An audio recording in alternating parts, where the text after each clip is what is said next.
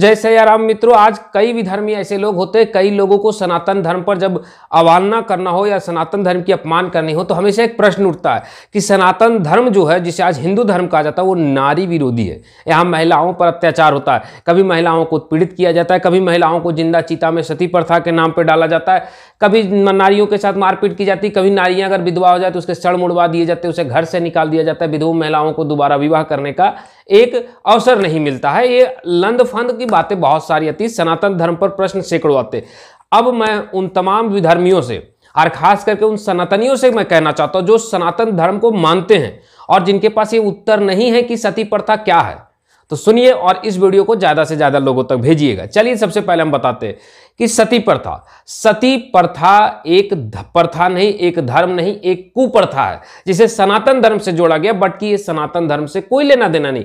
आप समझ करके देखिए, सती प्रथा जो है वो शुरुआत कब हुई और खत्म क्यों हुई? शुरुआत भी मुगल शासन में हुई और खत्म भी मुगल शासन में। तो एक ऐसी कुप्रथा जिसकी शुरुआत किसी राजा के समय में होता है और उसी राजा के समय में अगर वो समाप्त हो जाती है तो भाई उसे किसी धर्म की प्रथा से कैसे जोड़ सकते हैं? केवल आप सोच करके देखिए। हमारे सनातन धर्म को अपमानित करने के लिए अक्सर एक प्रश्न उठता है कि सनातन जो है नारी विरोधी है, कुप्रथा है। मैं आपसे पूछता हूं कि ठीक है, अगर महिलाओं का जिंदा चिता में जलाना पति के साथ सती प्रथा है, तो राजस्थान में एक जोहर प्रथा निकला था या थी कि पति के साथ जिंदा महिलाओं को जलाना, तो वो जोहर प्रथा कहां गई? जिससे महिलाओं को पति के साथ जिंदा जलाया गया उसे सती प्रथा नहीं, उसे जोहर प्रथा कहते हैं, जो कि राजस्थान के राजपुतानियों ने इसे निकाला था। लेकिन शर्म की बात यह है कि पूरा हिंदू समाज, जिसे हम सनातन कहते हैं, भारत के पढ़े लिखे साधु संत भी जो इस चीज को जानते हैं कि सती प्रथा में ऐसा कोई विवाद नहीं है कि नारी को चिता में जलना है, फिर भी उसे सती प्रथा को स्वीकार कर लिया और इतिहासकारों ने उसे सती प्रथा का नाम दे दिया, जबकि वो जोहर प्रथा थी। आप सोचिएगा, मैं इसका कुछ उत्तर देता हूं, उदाहरण भी देता हूं। अगर जोहर प्रथा को देखा जाए तो पद्मावती किस हजार महिलाओं के साथ जिंदा चिता में जली थी? क्या वो सती प्रथा था? क्या वो पति के साथ उसे समाज ने जबरदस्ती या किसी सनातनियों ने पटक करके जबरदस्ती जला दिया था, भांग धतूरा पिला करके? या उन राजपुतानियों को जला दिया था जो पति के साथ मरे थे? केवल उन विधर्मियों से एक प्रश्न पूछिएगा, अगर सनातन में सती प्रथा है, अगर है, तो मुझे यह प्रश्न का उत्तर दीजिए कि राम की 3 माता कैकेयी, कौशल्या, सुमित्रा, कितनी माताएं उनकी सती हुई थी? कौन सी माता सती हुई थी? अगर हम बात करें कृष्ण जी की, तो कृष्ण जी की 16,008 पत्नियां, एक पत्नी भी सती हुई हो तो आप हमें ये बताइए, आप हमें ये बताइए ना, कौन सती हुआ भाई? राम की पत्नी हुई, कृष्ण के पत्नियां हुई, या फिर 5 पांडवों के पुत्र अभिमन्यु की मृत्यु होने के बाद उनकी पत्नी सती हुई? दुर्योधन वगैरह 100 भाई, सबकी पत्नियां, कितने की पत्नियां सती हुई बताइए? जयद्रथ, दुर्योधन का जो जीजा था, जिसे अर्जुन ने मारा था, जो अभिमन्यु का मृत्यु का कारण बनाया गया, जयद्रथ की पत्नी कहां सती हुई? किस वीर की पत्नी सती हुई? कर्ण की पत्नी कहां सती हुई? आप हमें केवल इसका उदाहरण दीजिए कि इनमें से किसकी पत्नी सती हुई पति के मृत्यु के बाद? भाई सती प्रथा नहीं है। सती प्रथा अलग होता है और चिता में जलने वाले को हम जोहर प्रथा बोलते हैं। सती प्रथा का अर्थ होता है जो नारी सतीत्व जीवन का पालन करे, जो पति के मरने के बाद भी पतिव्रता एवं सतीत्व की पालन करे, उसे सती कहते हैं। आप अभी भी गांव देहात में जाइए और विधवा महिलाओं से पूछिए और बोलिएगा कि क्या आप मांस मदिरा खाते? अगर उनका पूरा परिवार मांसाहारी हो तो भी वो बोलेंगे नहीं, हम शाकाहारी।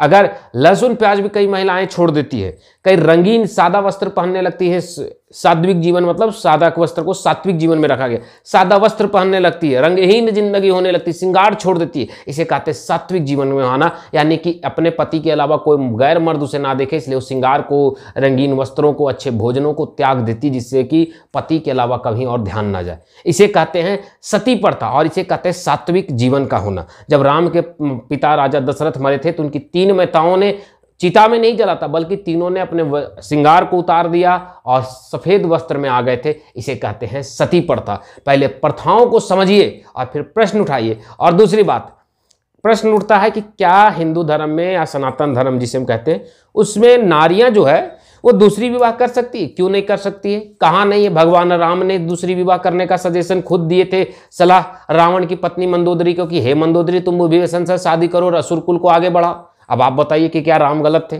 और दूसरी विवाह नहीं थी तो राम जैसे भगवान होकर के वो क्यों दिए? उसके बाद जिसका कृष्ण जिसका वध किया जिस असुर से और 16,000 पत्नियों को उनसे लिया था, वो असुर पहले पतियों को मार करके उस पत्नी को अपना बनाया, फिर उसने विवाह किया, फिर भगवान कृष्ण उस असुर को मार करके विवाह किया। आदमी कहता है एक पति का छोड़ा हुआ या विधवा को नहीं अपनाना चाहिए, यहाँ तो कृष्ण ने दो दो पतियों को मार करके लिया। पहली शादी हुई उस वो मरा, दूसरा असुर शादी किया, कृष्ण उसको मारे, तीसरी बार शादी किए। अब बताइए कृष्ण क्या पवित्र हुए? क्या समाज में कृष्ण की सबसे ज्यादा पूजा होती है?